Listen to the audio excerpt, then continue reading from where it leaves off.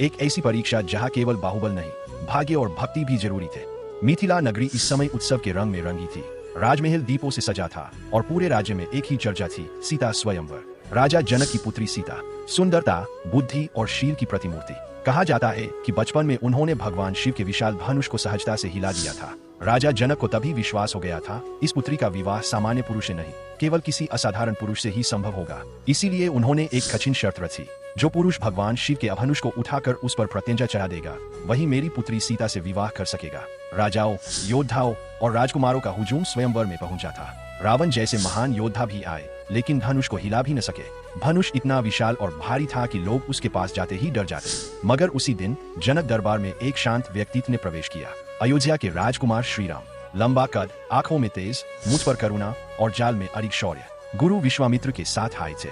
सीता जब उन्हें देखती है तो मन में एक विचित्र शांति अनुभव करती है, जैसे वर्षों से प्रतीक्षा इसी क्षण की थी। राजा जनक मंच से कहते हैं, क्या अब पृथ्वी वीरों से खाली हो गई है?